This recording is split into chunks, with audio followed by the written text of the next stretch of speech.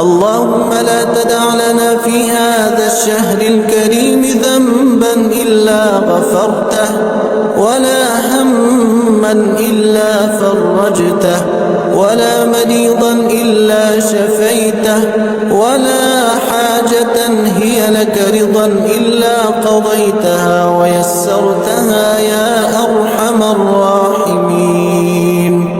اللهم تقبل منا صيامنا وقيامنا وركوعنا وسجودنا، واجعلنا فيه من عبادك الفائزين المقبولين.